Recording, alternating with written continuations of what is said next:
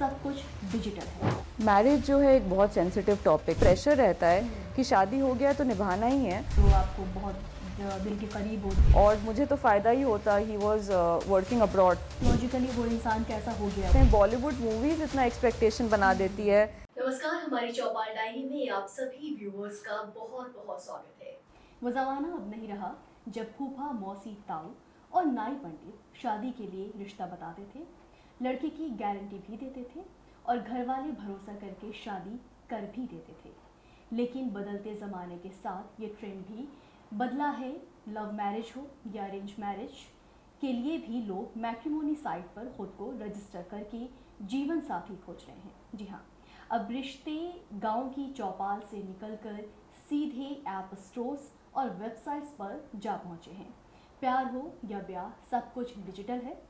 Form fill करो, profile scroll करो और ऐड टू कार्ट की तर्ज पर एक्सप्रेस इंटरेस्ट क्लिक कर दो। लेकिन दूल्हा दुल्हन की ऑनलाइन परचेजिंग प्यार का मुखौटा पहनकर ऑनलाइन मंचों पर चल रही है संगठित ठगी की एक साइलेंट और बेहद खतरनाक बन चुकी दुनिया। यही डिजिटल रिश्ता मंडी अब धंधेबाजों का नया अड्डा बन गई है, जहां दूल्हा खुद को एनआरआई डॉक्टर बताता है और दुल्हन यूके से गिफ्ट भेज रही हूँ कहकर आपका बैंक बैलेंस उड़ा ले जाती है। प्यार के नाम पर हो रही पूरी स्कीमिंग, और इसमें दिल ही नहीं बल्कि आपकी जेब भी लुट रही है। अकेले 2024 में देश भर में हजारों ऐसे मामले दर्ज हुए जिसमें किसी के 3 लाख गवाए, किसी ने 90 लाख गवाए।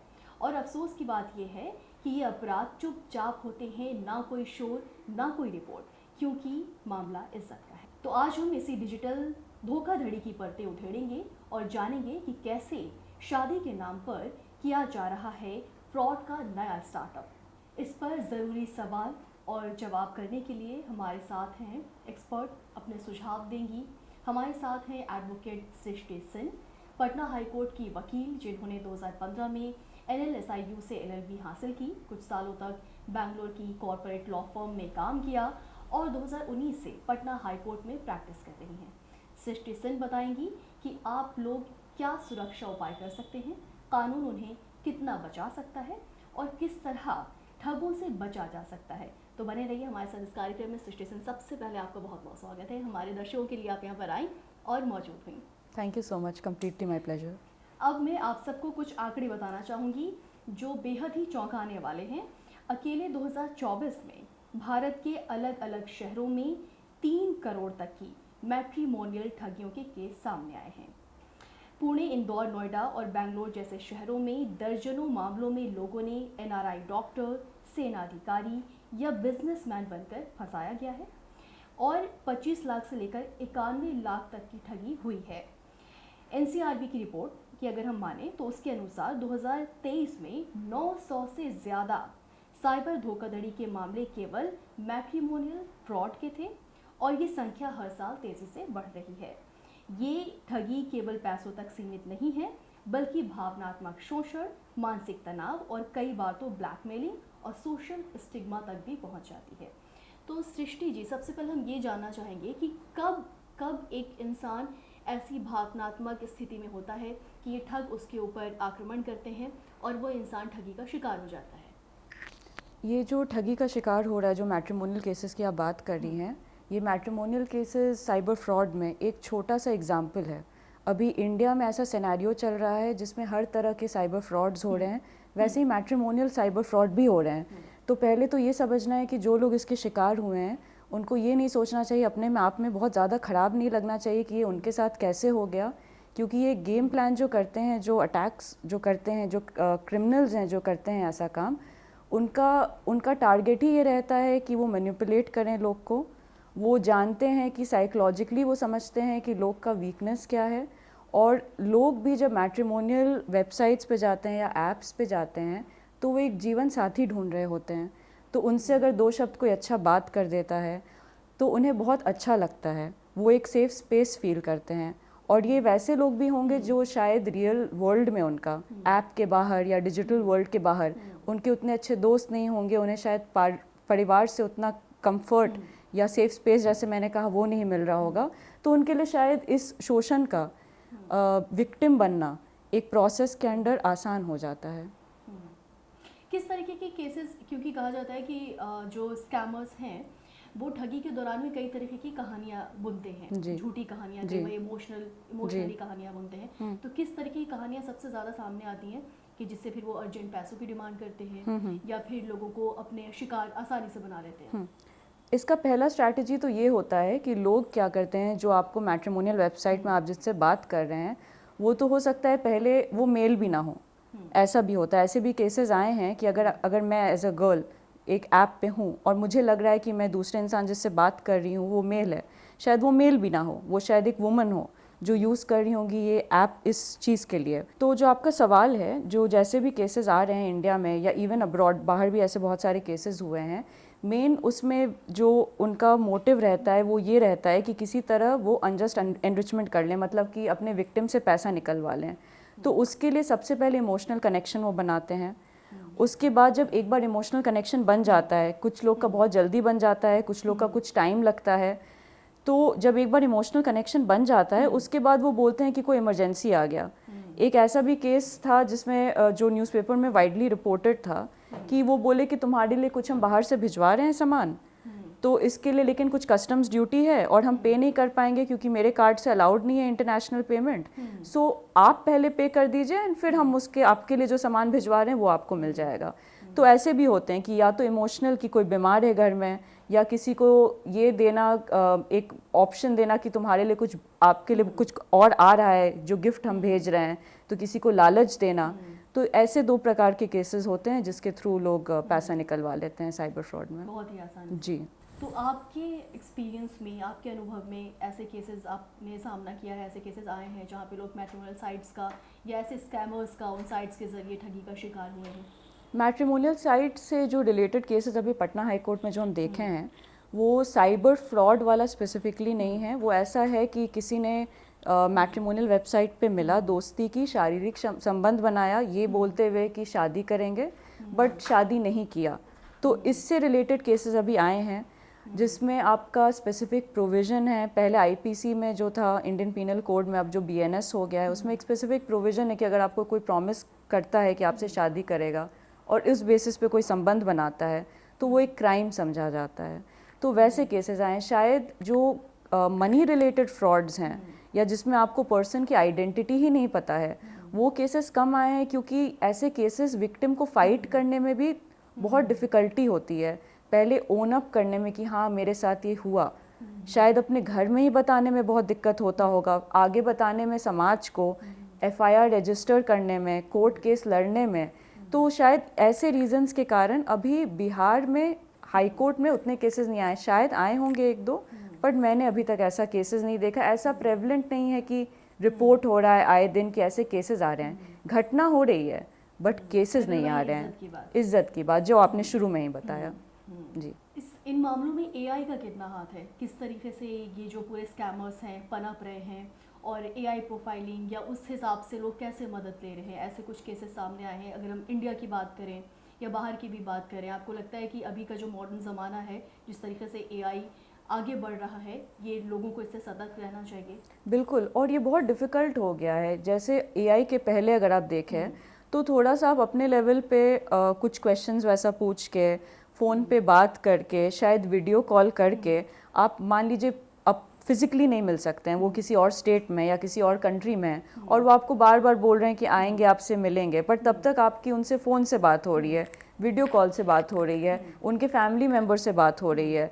तो वो एक पॉसिबिलिटी था पता करने का कि हाँ ये शायद इंसान है एग्जिस्टेंस में।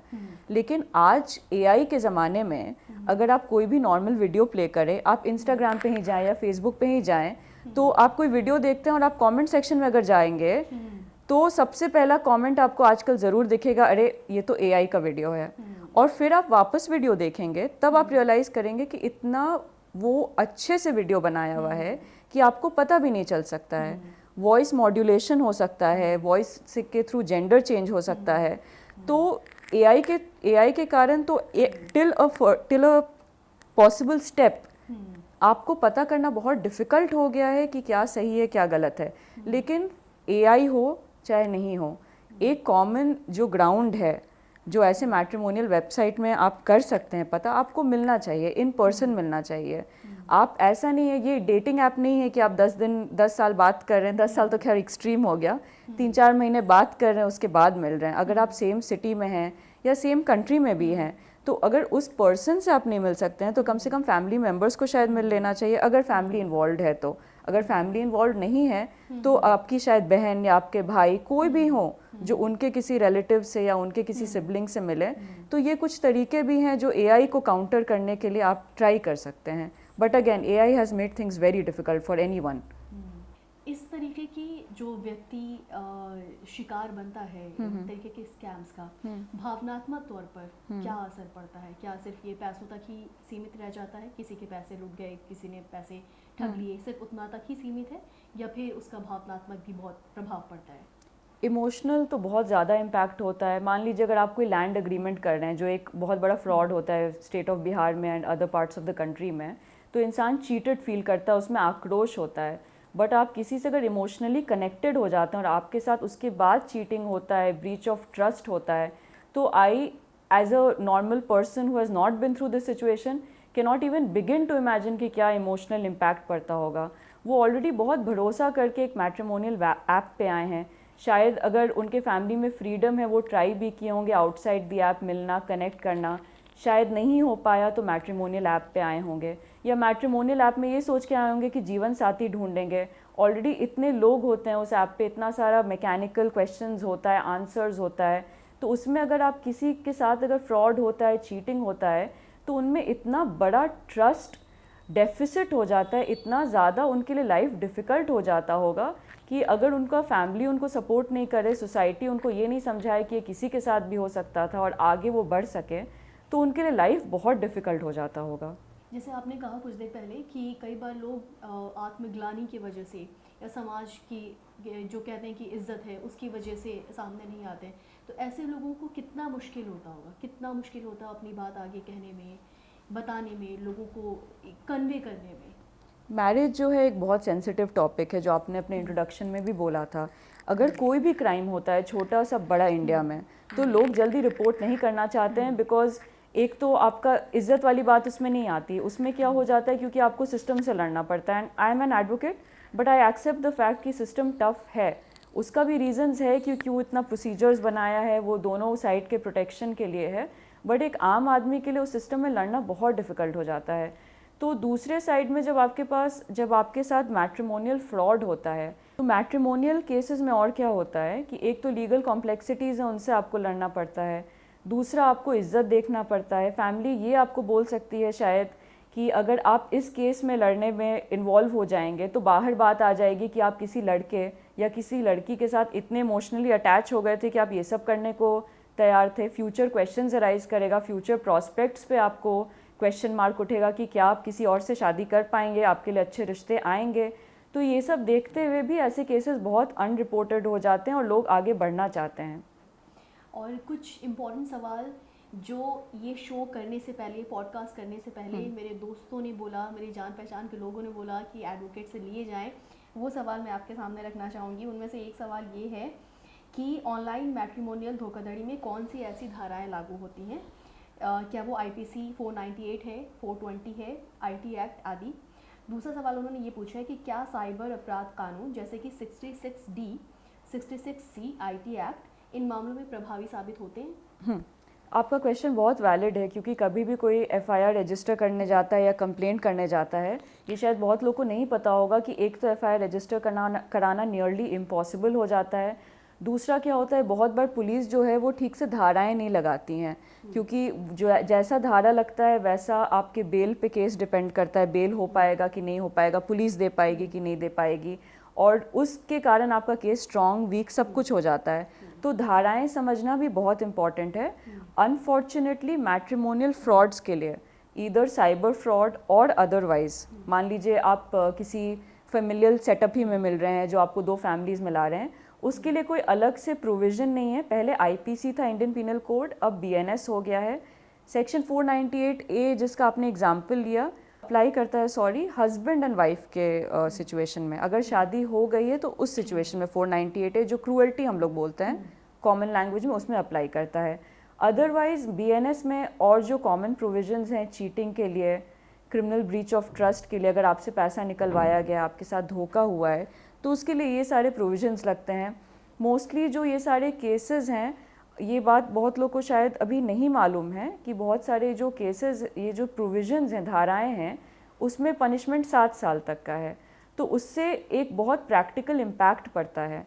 पुलिस को अब सुप्रीम कोर्ट ये डायरेक्शन दे दिया है कि ऐसे केसेस में आप डायरेक्टली अरेस्ट भी नहीं कर सकते हैं। आपको अपॉर्चुनिटी देना है अक्यूज्ड को कि इंटरोगेशन में, इन्वेस्टिगेशन में वो कोऑपरेट करें। अगर वो कोऑपरेट नहीं करते हैं तब उनको जेल भेजा जाएगा। तो इससे भी लोगों को बहुत फ्रस्ट्रेशन होता है ये सोच के कि मेरे साथ तो इतना बड़ा कांड हो गया, इतना बड़ा ऑफेंस हो गया, बट वो इंसान बाहर घूम रहा है, राइट। फिर जहाँ तक आपने आईटी एक्ट की बात की, तो उसमें भी साइबर फ्रॉड से रिलेटेड जनरल प्रोविजंस हैं। अगर आप किसी का आइडेंटिटी ले लेते हैं, इम्पर्सोनेशन करते हैं, तो वैसे सेक्शंस ऐसे केसेस में लगा सकते हैं जिसमें किसी का आइडेंटिटी अज्यूम किया हो और खुद इंसान वो बन के अपने आप का आइडेंटिटी लेके वो फ्रॉड नहीं कमिट किया हो, तो वैसे प्रोविजंस में आईटी एक्ट आ जाते हैं। बट उसमें भी ऐसा नहीं है कि आपका केस, ठीक है, मैं ये नहीं कहूँगी कि सब अक्यूज्ड को लाइफ इम्प्रिजनमेंट ही होना चाहिए, बट जो इंसान इस चीज़ से गुजर रहे हैं उनको ये जान के फ्रस्ट्रेशन शायद होगा कि punishment is up to 7 years, which is a lot, but वो सारा ट्रायल के बाद ही उनको कन्विक्शन हो सकता है, उसके पहले उनको जेल ऑटोमेटिक नहीं हो जाएगा। एक और सवाल है जो पूछा गया है कि सबूत और इन्वेस्टिगेशन प्रोसेस के लिए प्रोफाइल, वीडियो कॉल और bank transaction, chat log court में इसको मान्यता मिलती है, और ऐसे मामलों में डिजिटल पहचान का ठोस सबूत कैसे तैयार कर सकते हैं? हाँ, तो ये आपका क्वेश्चन बहुत रेलेवेंट है, और ये इलेक्ट्रॉनिक एविडेंस ना कि बस मैट्रिमोनियल डिस्प्यूट्स में आपका पॉडकास्ट बहुत इंपॉर्टेंट इशू पे है, बट इस क्वेश्चन से एक फ़ायदा और लोगों को भी ये भी होगा कि इलेक्ट्रॉनिक एविडेंस आजकल बहुत बड़ा सबूत मिल गया है। इवन मान लीजिए जो हस्बैंड वाइफ हैं, अभी एक हाई कोर्ट का डायरेक्शन आया है मध्य प्रदेश में, if I am not wrong, जिसमें वाइफ का व्हाट्सएप चैट्स यूज़ किया गया बाय हस्बैंड टू शो कि उनका अडल्ट्रस लाइफ लीड कर रही थी। वाइफ वॉज ऑब्जेक्टिंग सेइंग कि मेरा प्राइवेसी का ब्रीच है, how can you use my WhatsApp chats, जबकि आपने उसको ऑब्टेन भी नहीं किया ठीक से। तो इलेक्ट्रॉनिक एविडेंस यूज़ हो सकता है, लेकिन इसके पीछे एक बहुत बड़ा कैच है। आपका प्रोविजंस है लॉ में जो कहता है कि अगर आप इलेक्ट्रॉनिक एविडेंस यूज़ करना चाहते हैं ट्रायल में या किसी भी स्टेज पे, तो उसके साथ एक सर्टिफिकेट लगता है इलेक्ट्रॉनिक एविडेंस का, कि जिसके डिवाइस से वो इलेक्ट्रॉनिक एविडेंस निकला है वो एक सर्टिफिकेट देता है, ये बोलते हुए कि हाँ there is a particular format for it. तो उसके लिए हम डिटेल्स में उतना नहीं जाएंगे। तो अगर कोई भी कभी ये सिचुएशन फेस करते हैं तो उनके जो लॉयर होंगे, जो उनको हेल्प कर रहे होंगे, उनसे ये ज़रूर करवाएं और कहवाएं कि जो इलेक्ट्रॉनिक एविडेंस का सर्टिफिकेट है, और उसको और अभी इवॉल्व किया गया है ट्रेल, मान लीजिए अगर हम आपको पास करते हैं वो इलेक्ट्रॉनिक एविडेंस, आप किसी और को पास करती हैं, फाइनली वो यूज़ कर रहा है इन कोर्ट, तो इसका जो पूरा ट्रेल है थ्रू सर्टिफिकेट्स वो इस्टेब्लिश करना होता है, एंड देन कोर्ट उसको एडमिट करेगा as evidence. Without that electronic that certificate it is useless, completely useless. कुछ और सवाल जो इम्पोर्टेंट हैं कि जुर्म की प्रकृति डिसाइड करने में और जांच में चुनौतियां आती हैं। नेचर ऑफ क्राइम कई बार डिसाइड करने में आईटी का है, कैसे हैंडल करेंगे इसको लेकर, और एनआईआर ठगों या फिर दूसरे राज्यों देशों में रहने वालों की जिम्मेदारी किस तरीके से तय की जाती है, उसके लिए कोई अलग से कानून है? इंडिया में किस तरीके से उसको प्रोसीड किया जाता है? तो आपका जो सवाल है वो ये है कि अगर मान लीजिए जो क्राइम किए हैं वो एनआरआई हैं, नॉन रेसिडेंट इंडियन हैं, तो उसके अगेंस्ट अगर हम डिसाइड भी करते हैं कि प्रोसीड करना है, जो विक्टिम है वो बोलेंगी, रिपोर्ट करेंगी, तो क्या उनके पास कुछ उपाय है, कुछ भी सोल्यूशन है लॉ में? तो प्रैक्टिकली ये may be the courts can test it in a way कि अगर नॉन रेसिडेंट इंडियन है तो उनको समन्स जाएगा उनके एड्रेस पे, समन्स उनके लोकल एड्रेस पे भी जा सकता है, जो बता सकते हैं कि यहाँ पे उनके फैमिली वाले लोग हैं। वो ऑब्वियसली उसको अगर रिसीव नहीं करते हैं या कोर्ट में अपीयर नहीं करते हैं, अगर उनका प्रॉपर्टी है इंडिया में, तो court can proceed against that property. उसका कुर्की जब्ती जो हम लोग आम भाषा में बोलते हैं वो ट्राई कर सकते हैं। दूसरा, अगर कोई विक्टिम ऐसी हैं जो या ऐसे हैं जो बिल्कुल फ़ाइट करना चाहते हैं, तो इंडिया का या इंटरनेशनली नोन पॉलिसी होता है, लॉ होता है एक्स्ट्राडाइट करने का, जैसे अभी आपका जो 9/11 का अटैक्स हुए थे उसमें जो अटैकर्स थे उनके लिए एक्स्ट्रेडिशन का ट्रीटी हम लोग का जिस कंट्री के साथ है, यूएस के साथ इस केस में, वहाँ से फ़ाइट करके उनके साथ प्लेस करके केस उनको वापस लाया गया। ये कॉम्प्लिकेटेड है।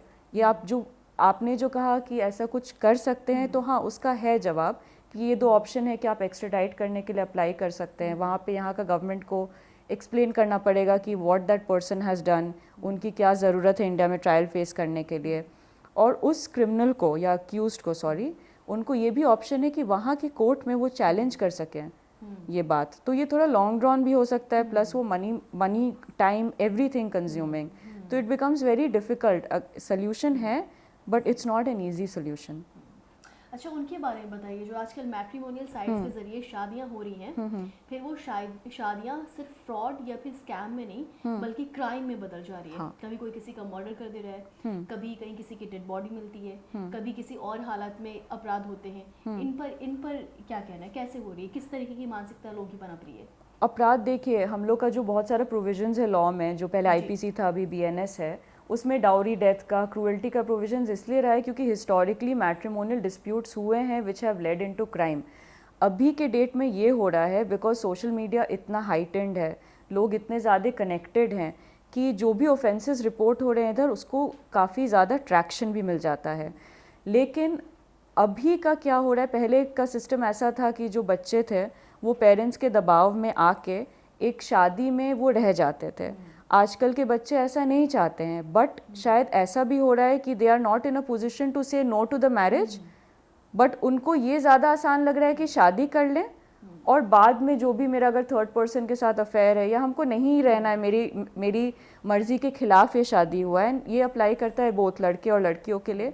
आप अभी तो हमने एक्सट्रीम केस देखा है मेघालय वाला, लेकिन अदर केसेस भी हैं जिसमें जो लड़की हैं या लड़का है उनको कोई थर्ड पर्सन से इंटरेस्ट था तो वो शादी कर लिए, गहना ले लिए, पैसा ले लिए, गहना ले लिए एज अ वुमन या डाउरी ले लिया एज अ मैन, उसके बाद इलोप कर गए या चले गए या साथ में रहे ही नहीं। और वो शायद इसलिए भी करते हैं क्योंकि उनको सबको पता है कि कॉन्सिक्वेंसेस उतना हार्ड नहीं, उतना हार्श नहीं रहेगा उनके लिए, बट वो सोच के भी नहीं करते हैं कि फैमिली के लिए क्या इम्प्लीकेशंस होगा उसके बारे में। सो मीन्स ऐसे में पेरेंट्स, फैमिली और उनको खुद को भी सबकी जिम्मेदारी है। ये जिम्मेदारी तो है, सतर्क भी रहना चाहिए, बट इतना डिफ़िकल्ट हो चुका है, आप कैसे सतर्क रहिएगा। ऐसा भी हुआ है कि 10 साल से रिलेशनशिप अच्छा चल रहा है, 11वें साल में कुछ हो जा रहा है, कोई क्राइम हो जा रहा है। बहुत सारे केसेस ऐसे भी रहते थे जो हमारी शायद दादी की एज की या फुआ चाची की एज के लोग होंगे जो 10-15 साल 20 साल अपने हस्बैंड के साथ खुशी खुशी रहे, बच्चे जब बाहर चले गए तब वो आगे बढ़ के बोल रहे हैं कि हमारे साथ तो बहुत क्रूअल्टी हुआ और हम इसीलिए सहे क्योंकि हमारे बच्चे थे छोटे छोटे, बट अब वो सेटल हो गए तो अब हमें इनके साथ नहीं रहना है। पेरेंट्स को समझना चाहिए कि जी, फोर्स मैरिज ना कराएं। फोर्स मैरिज नहीं कराएं, बहुत सारे पेरेंट्स कराते भी नहीं हैं, तो बहुत मानसिकता पे भी डिपेंड करता है। लेकिन आजकल के डेट में फोर्स्ड मैरिज का कोई भी ऐसा कोई आपको स्टोरी नहीं निकलेगा अच्छा कि फोर्स्ड मैरिज का कोई अच्छा कॉन्सिक्वेंस हुआ है कि हस्बैंड वाइफ बहुत अच्छे से रह रहे हैं। Forced marriage, and obviously forced marriage here should not be confused with an arranged marriage. Love marriage में भी गड़बड़ होते हैं। आप 8 साल किसी को डेट किए, 9 साल किसी को डेट किए, शादी किए, उसके बाद आप साथ में रहने लगे तो आपको अच्छा नहीं लग रहा है या कोई और अच्छा लग गया। तो एक जो अंडरस्टैंडिंग ऑफ मैट्रिमोनियल लाइफ है वो भी बहुत ज़्यादा कॉम्प्लेक्सिटी के थ्रू गुजर रहा है इंडिया में, बिकॉज कल्चरल इम्पैक्ट भी है और जगह का, and I am not saying it is a negative cultural impact, but people are also realising कि वो शायद उन्हें एक फोर्स्ड रिलेशनशिप में रहने की ज़रूरत नहीं है। लाइफ छोटा है तो ये भी एक एटीट्यूड आ जाता है कि अगर हम खुश नहीं हैं तो अपने पार्टनर को भी क्यों दुखी रहें, हम लोग अलग हो जाते हैं। बट ऐसे सिचुएशन में अलग हो जाना चाहिए इफ़ पॉसिबल। ऑब्वियसली जब मैं बोलती हूँ कि अलग हो जाना चाहिए, that is a very privilege stance that I am taking. लोग नहीं भी अलग हो पाते हैं जिसके कारण भी क्राइम बहुत ज़्यादा इंडिया में बढ़ रहा है।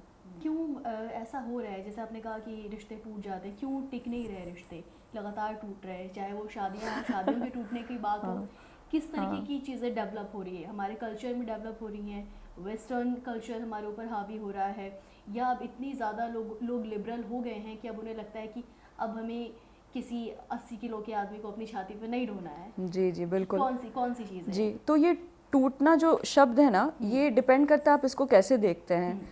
अगर हमारा ये अंडरस्टैंडिंग है कि डिवोर्सेस, सेपरेशन या कोई क्राइम, ये टूटना का बस डेफिनेशन है, तो I would disagree a little.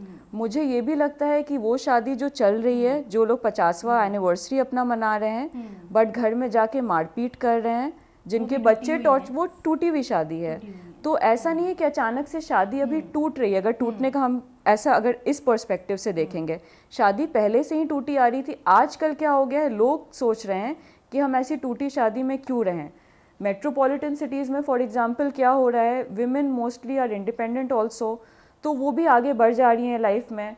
जो छोटी शहरें हैं जिसमें women are more dependent on their husbands, वो शायद अलग भी नहीं होना चाह रही हैं। जब अगर हस्बैंड अलग होना चाह रहा है क्योंकि उनका identity is linked to the husband, तो फिर केसेस चलता है, लॉन्ग ड्रॉन होता है, कोई क्रूअल्टी का केस करता है, या तो वो फॉल्स है या तो वो सही है, बट कॉम्प्लिकेटेड चलता है और वो 7 साल 8 साल ड्रैग हो जाता है और उससे ज़्यादा भी ड्रैग होता है। ऐसे भी केसेस हैं जो डिवोर्स के चल रहे हैं, 12-13 साल से पेंडिंग है। तो अनलेस एंड अनटिल आप म्यूचुअल डिवोर्स ले लेते हैं, लीगली बहुत सारे कॉम्प्लिकेशंस हैं जो लॉन्ग ड्रॉन कर सकते हैं। कस्टडी का इश्यूज आ जाता है बहुत जी। जस्टिस मिलने तक।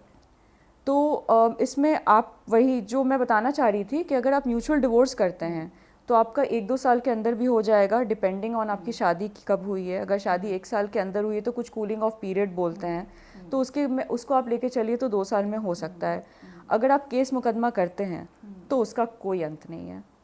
12 साल 13 साल ये भी लग सकता है आपके केसेस होने में, क्योंकि क्या हो जाता है कि लड़की के फैमिली कुछ केसेस कर देते हैं, लड़की कर देती हैं, लड़के कर देते हैं, क्रॉस केसेस होता है, डिवोर्स केसेस होता है, मेंटेनेंस केस होता है, क्रूअल्टी केस होता है, डाउरी केस होता है, डोमेस्टिक वायलेंस केस होता है, कोई अंत ही नहीं है इसका।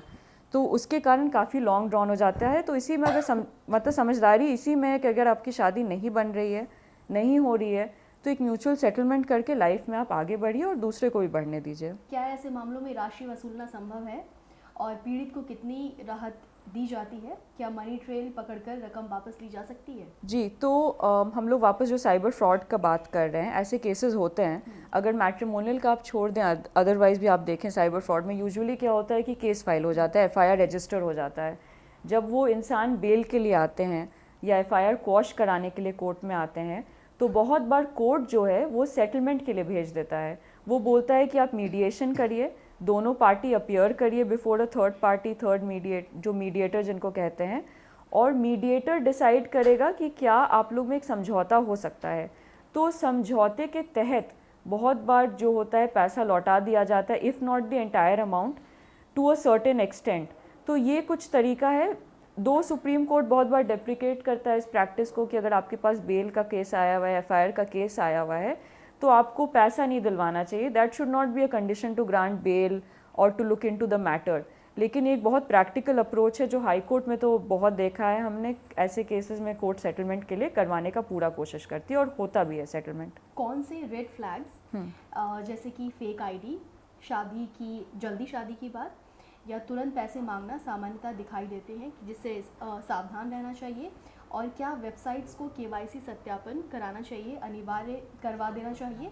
क्या प्लेटफॉर्म जिम्मेवार ठहराए जा सकते हैं? कोई प्लेटफॉर्म के ज़रिए अगर शादी करता है उसके साथ ऐसी चीज़ें हो जाती हैं, तो उसमें क्या? जी, तो प्लेटफॉर्म जो है जैसा उसका नाम सजेस्ट करता है, वो एक प्लेटफॉर्म है, एक वो मीडियम है। वो बस बेसिस है, उसका बहुत मिनिमल काम है कि आपको 2 पार्टीज़ को साथ वो लाएं, मिलवाएं। अगर कोई प्रोफाइल को मान लीजिए रिपोर्ट करता है, उसके बाद अगर वो वेबसाइट या जो कंपनी है वो एक्शन नहीं लेती है, तब उसको आप लाइबिलिटी के तहत कुछ बोल भी सकते हैं, बट अदरवाइज उसका बहुत मिनिमल रिस्पॉन्सिबिलिटी है। और उसके पास भी जो कंपनी है वेबसाइट, उसके पास बहुत कम मीन्स है, क्योंकि वो भी at the end of the day that company is also being run by human beings. जैसे हम शिकार हो सकते हैं किसी भी फ्रॉड का, फ्रॉडुलेंट ID का, फ्रॉडुलेंट फ़ोटोज़ का, इम्पर्सनेशन का यूजिंग AI, उस कंपनी के पास भी बहुत लिमिटेड ऑप्शंस हैं।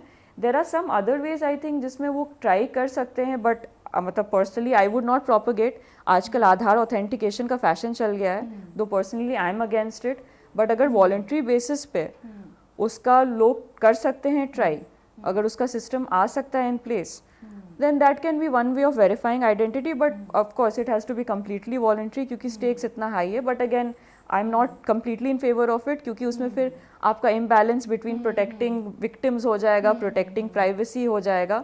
तो there is no fool proof way of ensuring कि कंपनीज कैसे इंश्योर करें। केवाईसी मिनिमम तो अपलोड वो कराते होंगे, लेकिन उसके बियॉन्ड वो क्या कर सकते हैं, उनके पास कोई तरीका नहीं है पता करने का। वो कॉल्स भी करते हैं, as far as I know वो कॉल्स भी करते हैं जिनका प्रोफाइल होता है उनको, but again they can also be fooled into the fact कि वो किसी और का बनाया हुआ प्रोफाइल है। और सुनने वालों के लिए जो कुछ टिप्स हैं वो कि किसी ऑनलाइन विवाह प्रस्ताव के पहले 3 कदम क्या उठाए जाने चाहिए, और परिवार को किस तरीके से शामिल करें, और अगर ज़मीन पर मिलना है तो कैसा वातावरण होना चाहिए, और अगर धोखा मिला है तो मानसिक और आर्थिक पुनर्वास की कौन कौन सी योजनाएं हो सकती हैं। इसका शादी होने के बाद अगर धोखा मिला है तो शादी होने के बाद, शादी होने के पहले वेरिफिकेशन का बस एक तरीका है, आप पर्सनली मिलिए। इससे एक बेसिक चीज़ ये पता चलेगा कि वो पर्सन एग्जिस्टेंस में है कि नहीं। अगर आप थोड़ा सा भी एजुकेशनल बैकग्राउंड आपको पता है, जो आपको पता भी होना चाहिए उस इंसान का, या कहाँ वो काम किए हैं, तो आजकल बहुत ईजी हो गया है वेरीफाई करना कि वो इंसान वहाँ पे काम करते हैं कि नहीं। लोग अपना लिंक्डइन प्रोफाइल बनाए हुए होते हैं, लोग का सोशल मीडिया प्रोफाइल होता है, यूजुअली मोस्टली ऐसे लोग का होता है जो मैट्रिमोनियल वेबसाइट्स पे हैं।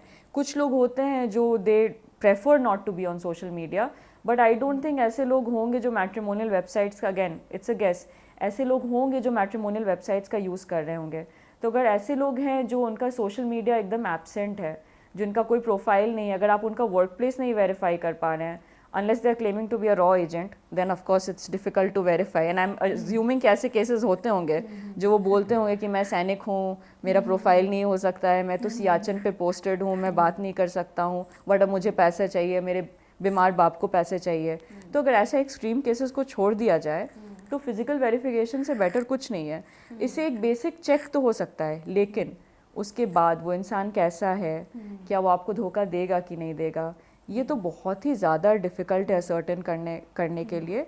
और इसीलिए आई थिंक आपको शायद जो दूसरा इंसान है उससे अकेले मत मिलिए, अपने फ्रेंड्स के साथ मिलिए, फैमिली के साथ मिलिए, शायद वो गेज कर पाएंगे।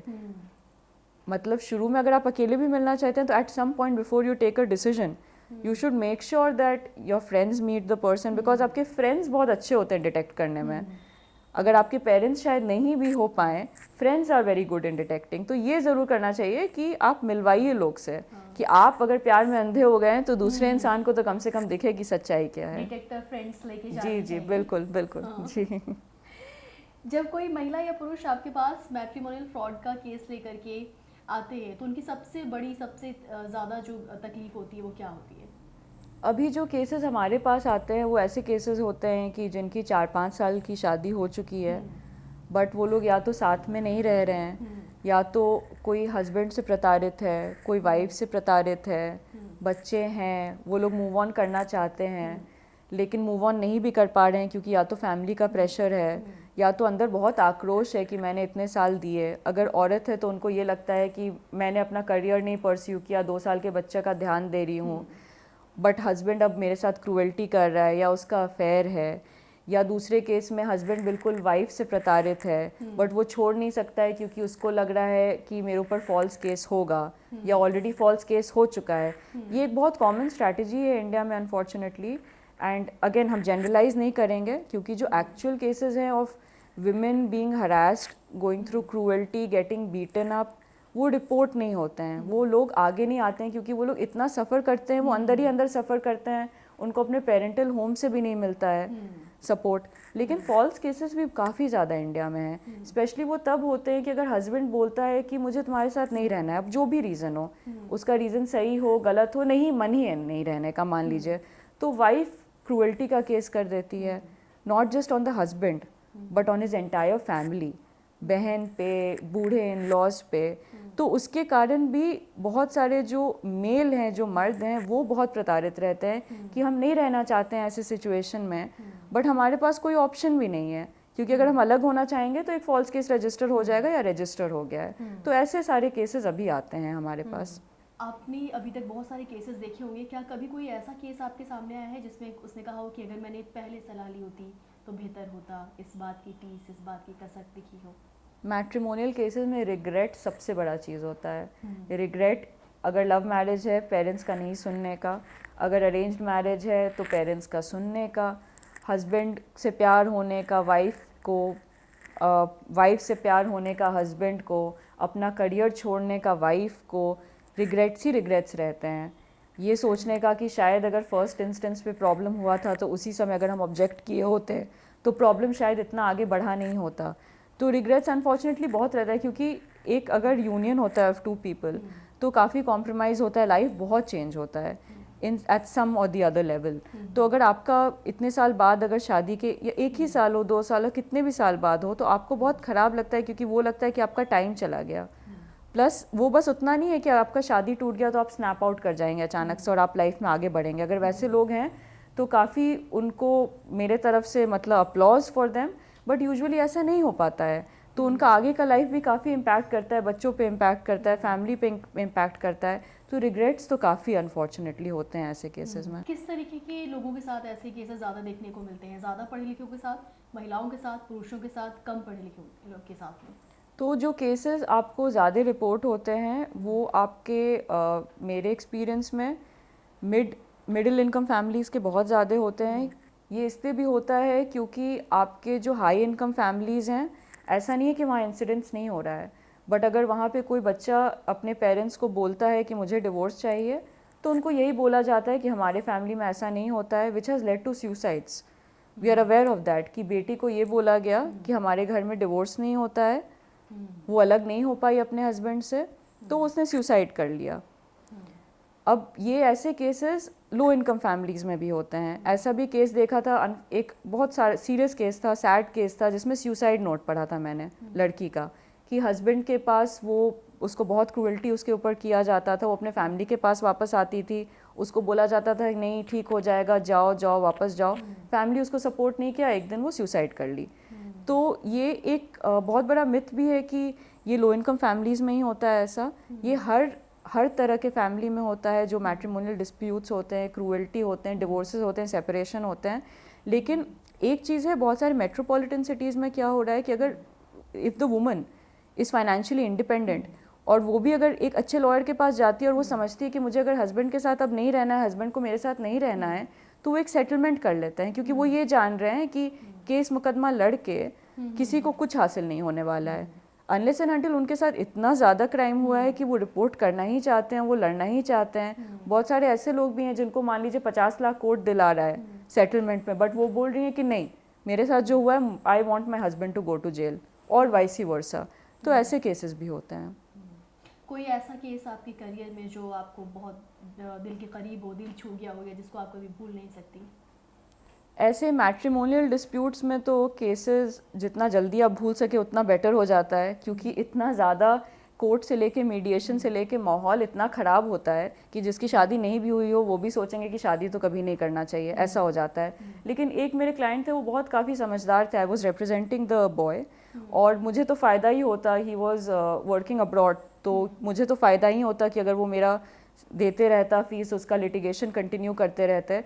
बट उनका जो मीडिएशन में, और उनका वर्चुअल मीडिएशन हुआ था, हस्बैंड वाइफ दोनों बाहर रहते थे, तो उनका जब देखा मैंने कि पॉसिबल नहीं है, वो झगड़ते नहीं थे, चिल्लाते नहीं थे, मारपीट नहीं करते थे, केसेस पूरा हुआ था। लेकिन ये एक बार जब मुझे असेस हुआ कि ये लोग साथ में नहीं रह पाएंगे और लड़का को भी कोई फ़ायदा नहीं हो रहा है ना लड़की को कोई फ़ायदा हो रहा है, तो मैंने ही बोला कि आप लोग एक म्यूचुअल सेटलमेंट करके केस को ख़त्म करिए। वो क्लाइंट आपके इंटरेस्ट में है कि आप आगे बढ़ जाइए लाइफ में, और वो हुआ। वो कुछ 6-7 महीने में उनका केस ख़त्म हो गया, दोनों लाइफ में आगे बढ़ गए। Hopefully they will be able to find partners also, क्योंकि there was no child in the marriage, तो they will be able, it will be easier for them. I am not saying कि हो ही जाएगा, if that is what they are interested in. अगर वो चाहेंगे तो लाइफ में आगे भी बढ़ जाएंगे। तो मुझे यही लगता है कि अनफॉर्चुनेटली इंडिया में एक प्रॉब्लम ये भी कि सोसाइटल इतना प्रेशर रहता है कि शादी हो गया तो निभाना ही है, कैसे निभाना है उससे किसी को मतलब नहीं है। समाज क्या कहेगा उस पे लोग ज़्यादा जाते हैं, ये नहीं सोच के समाज कुछ भी हो जाए कुछ ना कुछ कहेगा। तो लोग इसीलिए आगे भी नहीं बढ़ पाते हैं, क्योंकि सोसाइटी उस वे में स्ट्रक्चर्ड भी है। क्या सलाह देना चाहेंगी उन महिलाओं, उन पुरुषों को जो अभी मैट्रिमोनियल साइट पर हैं और धुआंधार धड़ल्ले से इस्तेमाल कर रहे हैं उसका? मैट्रिमोनियल साइट हो या डेटिंग ऐप हो, हाँ। लोग को बहुत केयरफुल रहने का ज़रूरत है। और कुछ लोग तो खैर एक्सपर्ट्स हो गए हैं, इतने बार होता है कि फेक अकाउंट्स, फेक प्रोफाइल होता है, that some people I know वो लोग तुरंत डिटेक्ट कर लेते हैं, एक लाइन में बात होता है वो डिटेक्ट कर लेते हैं। शायद वैसा कंसल्टेंसी सर्विसेज उन लोग को शुरू करना चाहिए कि ये प्रोफाइल है, what do you think it's fake और नॉट। लेकिन केयरफुल रहना बहुत ज़रूरी है, क्योंकि मैट्रिमोनियल वेबसाइट पर अगर आप जा रहे हैं, you are interested in finding a life partner, तो उतनी भी जल्दबाजी मत करिए, वेरीफाई द पर्सन's एग्जिस्टेंस, आप उनके वर्क प्लेस का पता करिए, उनके बारे में पता करिए, and that is not wrong. अगर आपको there is no other way of finding out कि वो इंसान कौन है, तो उनके बारे में कुछ पता करना, बैकग्राउंड चेक करना is not at all something which is wrong, तो वो ज़रूर करना चाहिए। और जैसे मैंने पहले कहा था, आप फ्रेंड्स से मिलवाइए, अपने पेरेंट्स से मिलवाइए, अदर फैमिली मेम्बर्स से मिलवाइए, and they can be good ways of detecting कि इंसान कैसा है, if not foolproof at least to some extent. कानूनी प्रक्रिया के दौरान क्या पुरुषों के साथ मतलब जेंडर न्यूट्रल सारी प्रक्रियाएं होती हैं, या वहाँ भी पुरुषों को सामना करना पड़ता है प्रक्रियाओं का? पहले क्या होता था, कुछ साल पहले तक जब 498A के केसेस होते थे या डाउरी डेथ का केसेस होता था, एक्चुअली 498 एंड डाउरी डेथ को शायद अलग रखा जाए, क्रूएल्टी के जैसे केसेस होते थे, जल्दी बेल नहीं मिलता था। लेकिन आजकल इनफैक्ट 498A केसेस जो होते हैं, अनलेस एंड अनटिल मान लीजिए उसमें कोई ग्रीवियस इंजरी है, कोई हॉस्पिटल रिपोर्ट्स हैं, एंड नेसेसरी नहीं हो कि हमेशा रिपोर्ट्स हो भी, and cruelty can be mental cruelty as well, तो वैसे केसेस में पहले बेल नहीं मिलता था लोग को, एंड हस्बैंड्स फैमिली सब कोई सफ़र करता था। बट अब उसका ऑपोजिट हो गया है, आपको उस प्रोसेस से जाना है, आपके ऊपर FIR होगा, बट ज़्यादा कुछ उसके बाद नहीं होता है, क्योंकि कोर्ट आपको तुरंत बेल दे देता है। FIR क्वॉशिंग के लिए अगर आप जाते हैं तो प्रोसीडिंग जो आपके इन लॉज पे है, जो पेरेंट्स हैं फादर के, उन पे तुरंत स्टे हो जाता है। ये तो as a matter of routine हो जाता है इनफैक्ट स्टे, कि कोर्ट में केसेस लगते हैं कि 498 के जितने केसेस हैं लगे, 1 बाय 1 आप बताइए कि कौन है, क्योंकि पेंडेंसी भी इतना हाई कोर्ट के पास है कि आप हाई कोर्ट को भी ब्लेम नहीं कर सकते हैं, तो वो केसेस स्टे हो जाते हैं। उस पर्सपेक्टिव से अगर आप देखें तो इवन दो केसेस आर इंक्रीजिंग, आपके अगेंस्ट बहुत प्रोसिक्यूशन आगे नहीं बढ़ रहा है, बट अगेन आपके द फैक्ट कि आपके अगेंस्ट केस ही रजिस्टर हो रहा है, वही बहुत बड़ा हरासमेंट बाय इटसेल्फ हो जाता है। के हिसाब से लुटेरी दुल्हन ज़्यादा असली लुटेरी दुल्हन खतरनाक होती है या चालाक? लुटेरी दुल्हन या चालाक? आपने खबरों में खूब पढ़ा होगा हेडलाइंस में कि दुल्हन लूट के चली गई, आज शादी की, सुबह घर खाली हो गया, गहने पैसे जेवर के साथ में, दुल्हन सुबह को गायब। क्या आप कहेंगे उसके ऊपर? जो चालाक होगी वही लुटेरी होगी वही लुटेरी होगी, लेकिन मतलब हम तो इसे थोड़ा लाइटली ले रहे हैं, बट ये हम सोच भी नहीं सकते हैं कि कैसा गुजरता होगा लोगों पे जिनके साथ ही होता होगा। बट इस सिचुएशन में भी मुझे लगता है अगर कि पहले दिन गहना लेके भाग गई तो that is better than going through 5 years of a tortured marriage. तो मतलब इस सिचुएशन में अगर चूज़ करना हो तो आई वुड चूज़ कि जो है वो लेके तुम चली जाओ नेक्स्ट ही डे, जान बख्श दो और मेरे फैमिली को टॉर्चर मत करो, यही मेरा रहेगा इसमें। अगर शादी से पहले लड़की का झूठ पकड़ने का कोई लाई डिटेक्टर ऐप होती, अगर कोई ऐसा ऐप होता, तो उसके हिसाब से उसका सबसे बड़ा यूज़र कौन होता? सबसे बड़ा यूज़र उसका आई थिंक शादी के पहले उसके पेरेंट्स ही होते हैं, जानने के लिए लड़की के पेरेंट्स।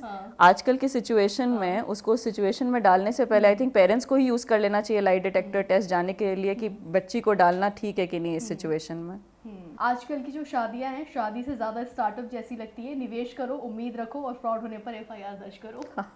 ये तो हो गया है। इनफैक्ट जो मैट्रिमोनियल वेबसाइट का मैंने सुना है बहुत ज़्यादा, क्योंकि इतने सारे लोग हैं, आपके पास टाइम इतना कम है और किसी के पास डेटिंग की तरह नहीं है कि आप एक रिलेशनशिप बिल्ड कर रहे हैं, मैकेनिकल सेट ऑफ क्वेश्चंस होता है और बहुत मैकेनिकली लोग उसको रिस्पॉन्ड करते हैं और कोई तरीका भी शायद नहीं है, अनलेस एंड अनटिल आप बहुत लकी हैं किसी के साथ इमोशनल कनेक्ट हो गया, which hopefully is not leading to a fraudulent case, तो उसमें तरीका भी बहुत डिफ़िकल्ट है पता करने का। लेकिन आजकल का जो समाज भी है, quick money, quick progress, quick fame, I am guessing वो क्विक शादी और क्विक कॉन्सिक्वेंसेस को भी लीड कर रहा है। कि मैट्रिमोनियल वेबसाइट्स की जगह fraudmonial.com की वेबसाइट बना दें तो ज़्यादा सच्चाई सामने आएगी क्या?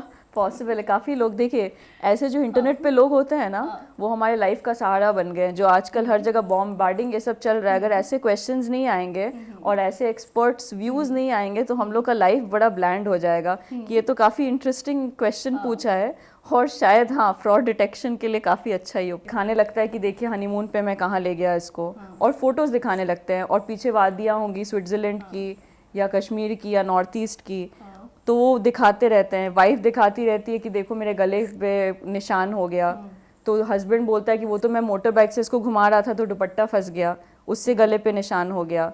तो एक से एक इंटरेस्टिंग दिल टूटे हुए लोग और बैंक बैलेंस टूटे हुए लोग भी आते हैं। आपके पास ज़्यादा कौन आते हैं, दिल टूटे हुए लोग या फिर दिमाग से? मेरे पास तो एकदम जो फ्रस्ट्रेटेड होते हैं वैसे ही लोग आते हैं, दिल और और दिमाग दोनों दिल से दिमाग हारे हुए लोग। दोनों से लोग हारे हुए होते हैं। लेकिन ऐसे लोग अगर आपके पास आ रहे हैं तो वो लड़ने के लिए तैयार होते हैं, वो ऐसे लोग भी होते हैं। कभी किसी ने शादी से पहले लीगल अग्रीमेंट साइन कराया है कि मैं, ऐसा कोई केस आपने देखा है कि मैं फ्रॉड? यहाँ पे इंडिया में अनफॉर्चुनेटली प्री नप्चुअल अग्रीमेंट जो कहते हैं उसका कॉन्सेप्ट ही नहीं है, क्योंकि हिंदू लॉ में मैरिज को कॉन्ट्रैक्ट नहीं माना जाता है। ये हिंदूज की मैं बात कर रही हूँ। बट एक बार मैंने एक प्री नप्चुअल अग्रीमेंट ड्राफ्ट किया था, दोनों पार्टी का सेकेंड मैरिज था, और वो लोग दोनों काफ़ी वेल एस्टैब्लिश्ड थे, और दोनों के बच्चे जो थे, उन दोनों साइड के बच्चे थे वो मिड एज भी थे। तो फैमिली को हमने बताया भी था कि प्रीनप का कॉन्सेप्ट नहीं है इंडिया में, अगर आप कोर्ट में जाएंगे तो इसको कोर्ट उतना कुछ उसकी मान्यता ही नहीं है।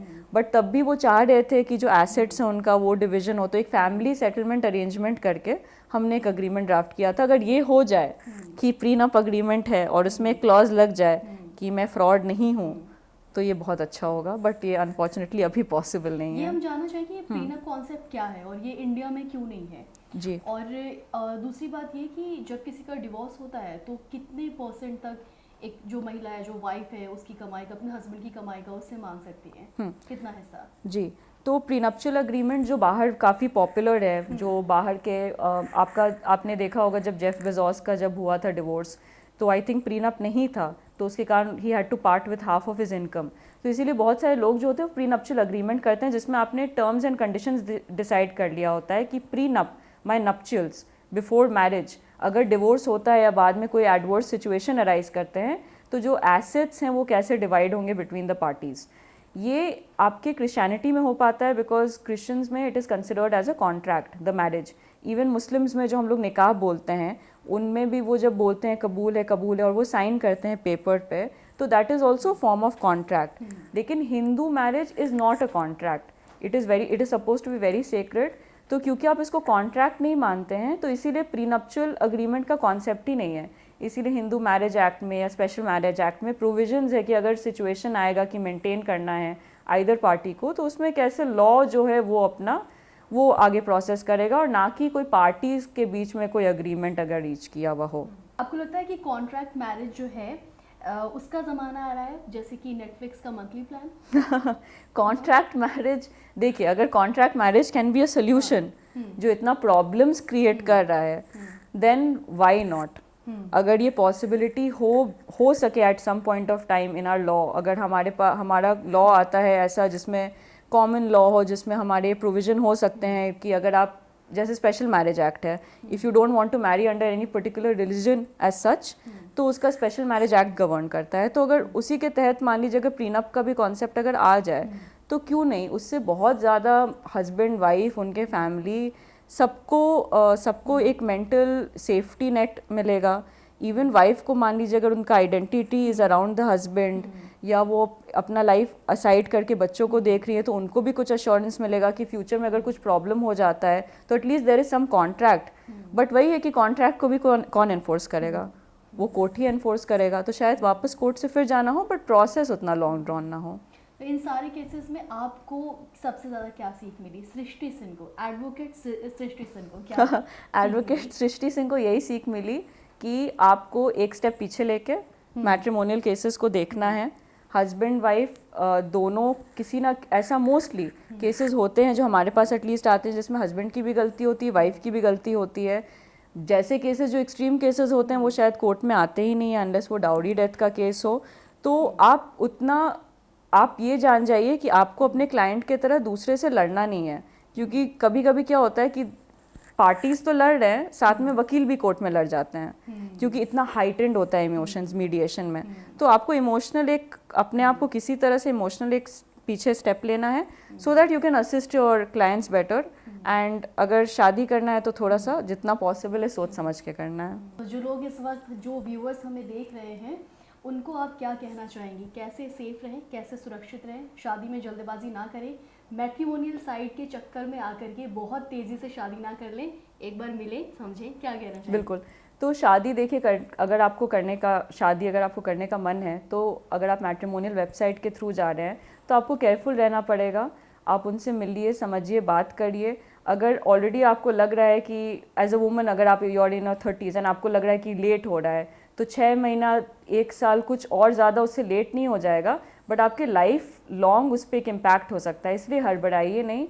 और ये भी समझिए कि किसी के साथ भी हो सकता है, फ्रॉड वाले इंसान आप हो सकता है मिल लें, लेकिन उससे एक स्टेप आगे मत बढ़िए। अगर आपको लग जाता है, एक डिटेक्ट कर लेते हैं कि फ्रॉड इंसान से आपकी बात हो गई, तो आप लाइफ में आगे बढ़ने की कोशिश करिए, क्योंकि ये किसी के साथ भी हो सकता है। So don't be too harsh on your self as well. और जितना हो सके पैसे के मामले में, अगर आपकी शादी नहीं हुई है तो पैसे के मामले में आपको किसी को भी ऑनलाइन ट्रांजैक्शन ये सब नहीं करना चाहिए। उसके लिए तो मुझसे ज़्यादा अमिताभ बच्चन रोज़ बता रहे हैं। आपकी ज़िंदगी के, अपने करियर में ऐसे अनुभव आपने सामना किया हो जो आपको याद रह गए हों? अभी रिसेंटली इनफैक्ट हाई कोर्ट में जो मैं बता रही थी कि क्वॉशिंग का बहुत सारा मैटर्स चलता है। एफआईआर अगर आपके पास आता है क्वॉशिंग के लिए, तो उसमें बहुत बार कोर्ट जो है वो दोनों पार्टी को बुलाती है, बात करना चाहती है, देखती है कि मीडिएशन हो सकता है कि नहीं। अगर मीडिएशन नहीं हो सकता है, कोई चांस नहीं है, तो कुछ सेटलमेंट का। तो अभी रिसेंटली एक कोर्ट में एक जज जो हैं वो दोनों हस्बैंड वाइफ को बुलाए हुए थे, और हस्बैंड से बस उन्होंने इतना सवाल किया कि तुम क्या करते हो। जैसे ही उसने आंसर दिया, अचानक से जो वाइफ खड़ी थी वो मुड़ के उसको पीट डाली, मतलब विदाउट एनी प्रोवोकेशन वो उसको जस्ट पीट डाली। और हाँ, और इसमें सरप्राइजिंग ये नहीं था कि वो पीट डाली, मेरे लिए सरप्राइजिंग ये था कि हस्बैंड जिसको पीटा उसका कोई रिएक्शन नहीं था।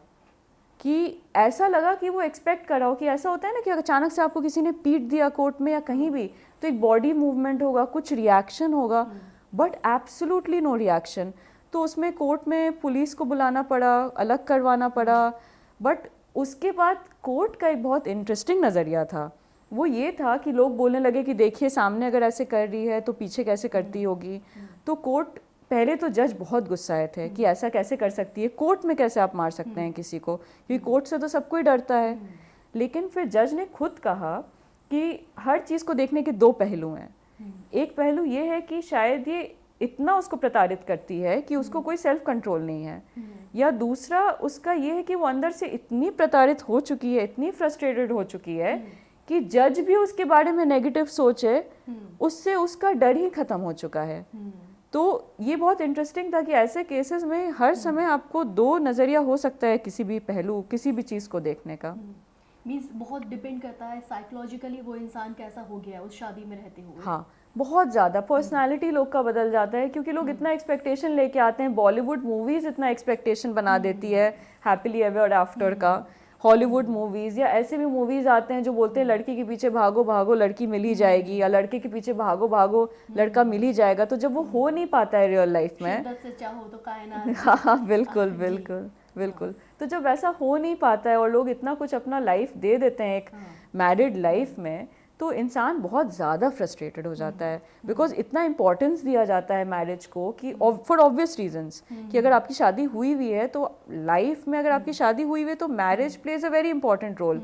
आपका पार्टनर क्या है वो बहुत बड़ा इंपॉर्टेंट रोल प्ले करता है। अगर आप काम अच्छा कर रहे हैं लेकिन घर जाके आप नाखुश हैं तो आपके काम पे भी असर करेगा। लेकिन अगर काम में आपको दिक्कत है, अगर आप घर जा रहे हैं और आपके पार्टनर अच्छे हैं तो आपका काम भी बेटर होगा। तो अगर उस सिचुएशन में लोग को अनहैप्पी मैरिज मिलता है, और दूसरा सोसाइटी में अगर लोग को लगता है कि एक ये भी हो गया ना कि इमेज मेरा क्या है, बहुत सारे जो अच्छे मैरिजेस नहीं है लेकिन वो फोटोज बहुत डालेंगे अपना साथ साथ में, तो एक जी बिल्कुल आइडल कपल वाली, तो वो देख के जिनका शादी अच्छा नहीं है, थोड़ा सा प्रॉब्लम है, वो तनाव में आ जाते हैं। या जो चाह रहे हैं कि अगर ऐसा ही लाइफ मेरा भी होना चाहिए, तो वो और फ्रस्ट्रेट हो रहे हैं अपने लाइफ में। तो ये भी एक बहुत बड़ा कारण है कि लोग फ्रस्ट्रेट हो जाते हैं अगर शादी उनके हिसाब से जो होनी चाहिए वो अगर नहीं हो रही होती है तो। आप सभी लोगों का बहुत बहुत धन्यवाद हमारे ये पॉडकास्ट सुनने के लिए। आप सभी लोगों से गुजारिश है, जो भी व्यूअर्स हैं हमारे, जो भी सब्सक्राइबर हैं, कि वीडियोस को लाइक कीजिए, शेयर कीजिए, चैनल को सब्सक्राइब कीजिए, ताकि आपका प्रोत्साहन हमें इसी तरीके से मिलता रहे। ये हमारी नई पहल है, नई शुरुआत है। आपके सामने हम इसी तरीके के माइंडफुल यूज़फुल पॉडकास्ट लाते रहेंगे, आपको भी अवेयर और जागरूक करते रहेंगे समाज की तरफ से। सृष्टि सिंह का इसमें हम तहे दिल से शुक्रिया अदा करना चाहेंगे कि वो हमारे साथ आज जुड़ी। Thank you so much, thank you for having me here.